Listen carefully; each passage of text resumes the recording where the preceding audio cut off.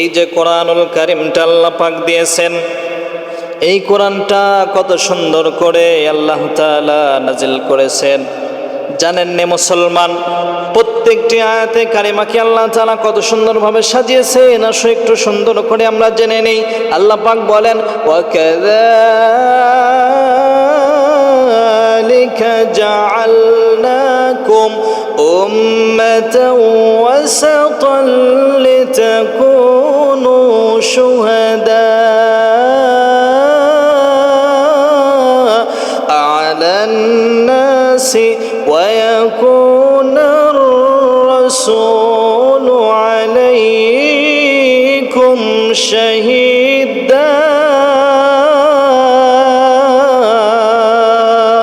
আল্লাহ পাক রব্বুল আলামিন বলেন, প্রত্যেকটি আয়াতে কারিমাকে বাস্তবতার সঙ্গে মিল রেখে, আয়াতের মিল রেখে, হরফের মিল রেখে আমি আল্লাহ তাআলা প্রত্যেকটি আয়াতকে সুন্দর করে সাজিয়েছি।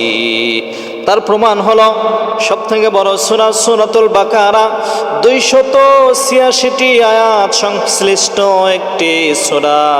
এই সূরার মাঝখানের যে আয়াত পড়ে কত? 143। তাহলে মোট সংখ্যা হলো 286। এখন বলবেন শুনতে আসলাম ওয়াজ, যোগ বিয়োগ মাইনাস যদি করা হয় না, আপনাদেরকে উদাহরণ দেওয়ার জন্য আমি বলছি। দেখেন, আপনি মিলিয়ে দেখেন আল্লাহ পাক কি বলেছেন। 286 অর্ধেক 143, এবং এই 143 নাম্বার আয়াতের মধ্যেই আল্লাহ পাক কি দিয়েছেন? আমরা যে জাতি হিসাবে মধ্যম জাতি, এই কথাটা আল্লাহ পাক আয়াতের শুরুতেও দেননি, শেষেও দেননি।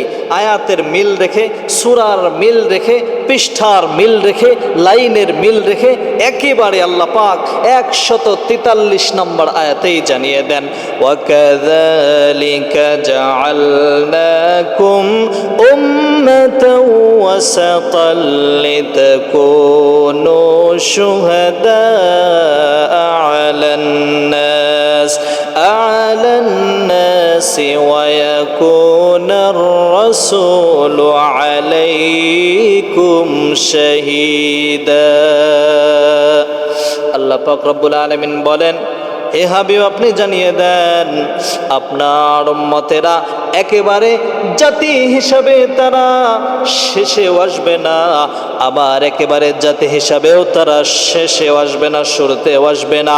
আপনি জানিয়ে দেন, একেবারে জাতি হিসাবে আপনার উম্মতগুলি মধ্যম জাতি হিসাবে দুনিয়াতে আসবে, যার ফলে আমি রব্বে কাবা একেবারে এই আয়াতে কারিমাটা আয়াতের শেষেও নাজিল করি নাই, একেবারে সূরার শুরুতেও দেই নাই, সূরার শেষেও দেই নাই। আয়াতের মিল রেখে, হরফের মিল রেখে, লাইনের মিল আমি আল্লাহ তাআলা রেখে একেবারে 143 নম্বর আয়াতের মধ্যেই জানিয়ে দিয়েছি। সুবহানাল্লাহ, কি মিল, অপূর্ব মিল। আসুন আরেকটি উদাহরণ দিয়ে দিই।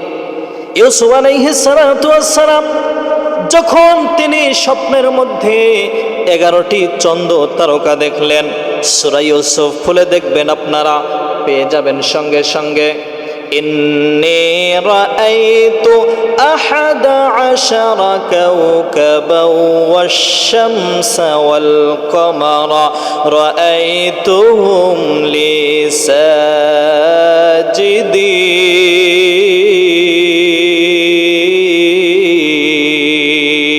সাজিদিন। এই কালামে জিন্দা কুরআনে হাকিম, হিকমতে উলায়াজালাস্ত কদিম। এর নবীর উম্মতের দল ইউসুফ আলাইহিস সালাতু ওয়াস সালাম যখন স্বপ্নের মধ্যে দেখলেন, এই আয়াতে কারিমাটা আল্লাহ পাক রব্বুল আলামিন তিনি এমন ভাবে নাজিল করে দিলেন। এই আয়াতটা যখন আপনি পড়তে যাবেন, লিখতে যাবেন, এই আয়াতের মধ্যে আল্লাহ তাআলা নুক্তার পরিমাণ দিয়েছেন 11টি। কি সুন্দর অপূর্ব মিল, আর কেউ দিতে পারবে না। আর রহমান আল্লামাল কুরআন আম্মা يتساءلون عن النبأ العظيم الذي هم فيه مختلفون আরেকটি সূরায় টান দেন আপনি আবাসা ওয়া তাওয়াল্লা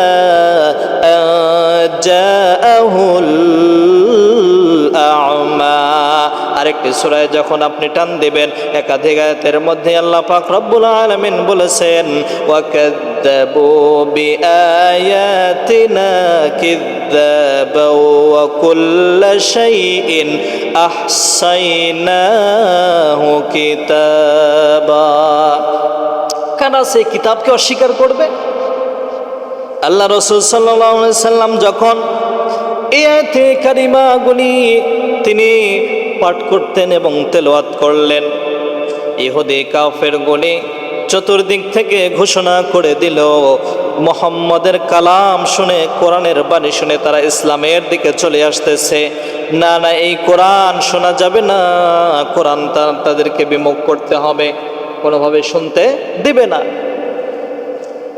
ঘোষণা করে দিল মক্কার অলিতে গলিতে ঘোষণা করে দিল কিন্তু রসুলের বাণী রসুলের মুখ থেকে শুনবে যার উপর কিতাবটা দিয়েছেন তার জবান মোবারক দ্বারা শুনবেন কতই মধুর রাত্রি যখন হয়ে গেল ঘোষণা দেওয়ার পরে সকল সাহাবায়ে কেরাম তারা ঘুমিয়ে গেলেন ইহুদিরাও তারা ঘুমিয়ে গেলেন তারা ভাবলো যে আজকে আবু জাহেলের মতো উতবা শাইবা মুগিরা তারাও ভাবলো আজকে হয়তো কেউ আসবে না এলান করে দেওয়া হয়েছে আজকে আমি যাব আমি গিয়ে কালামে হাকিমের তেলাওয়াত শুনবো ঠিক রাসূল সাল্লাল্লাহু আলাইহি ওয়াসাল্লাম তেলাওয়াত করতেছেন ইয়াসিন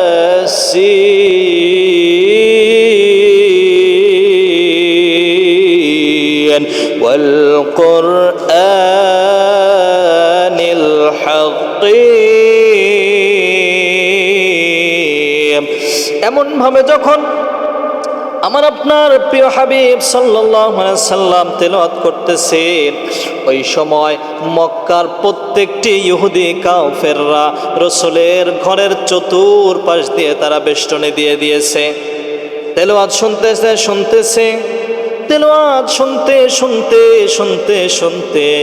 ফজর পার হয়ে গেছে সুবে সাদেক পার হয়ে গেছে ইহুদি নাসারারা বিন্দু পরিমাণ তারা টের পায় নাই এত মধুর তেলাওয়াত রাসূল করতেন আর ইহুদি কাফেরেরা তারা বিরোধিতা করতেছিল এই আয়াতে কালিমাটা আল্লাহ পাক রব্বুল আলামিন আয়াতের মিল রেখে হরফের মিল রেখে সূরার মিল রেখে 482 নম্বর পৃষ্ঠায় এবং 80 নম্বর পৃষ্ঠার মধ্যে আল্লাহ পাক জানিয়ে দেন ওয়াকালাল্লাযীনা কাফারু লা তাসমাউ লিহাযাল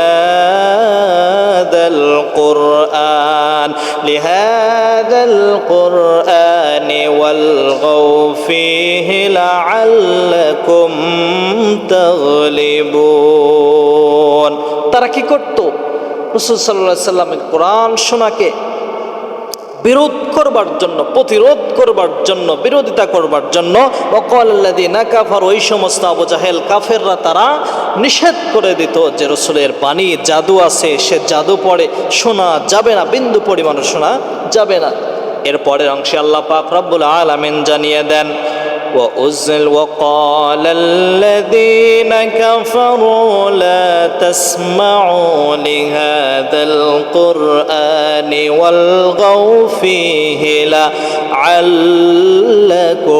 تغلبون فلنذيقن الذين كفروا عذابا شديدا ولنجزينهم الله পাক বলে দেন ফালানাজজিয়ান্নাকুম তাদের জন্য আযাবান শাদীদা ওয়ালা নাজজিয়ান্নাহুম যারা কোরআন শোনাকে কোরআন শুনতেও দিবে না নিজেরাও শুনবে না ওই সমস্ত মানুষের জন্য আযাবান শাদীদা আমি আল্লাহ পাক ভয়ঙ্কর শাস্তির ব্যবস্থা করে দিয়েছি এই কালামে জিন্দা কোরআনে হাকীম এক মতে উলায়াজালাস্তু কদিম। কোরআন নিজেরা পড়ব, নিজের সন্তানদেরকে পড়াবো। এই কোরআন যখন আমি আপনি শিখবো, শিখতে শিখতে যখন পার্লামেন্টে আমি আপনি এই কোরআনকে তুলে দেব, ওই সময় পার্লামেন্টে আইন হবে কোরআনের আইন। আর এখন আইন হয় মানুষ ঘোষিত আইন, যে আইনগুলি আমার আপনার কল্যাণে নয়। এই আইনগুলি প্রয়োগ করার ফলে বাংলার জমিনের মধ্যে ধর্ষকের সংখ্যা দ্বিগুণ পরিমাণে বেড়ে যায়, কোরআনের আইন না থাকার কারণে। আল্লাহ পাক এই কোরআনটাকে আমাকে আপনাকে বুঝবার এবং শিখার এবং পার্লামেন্টে বসানোর মতন তৌফিক দান করুন। সবাই বলি আমিন।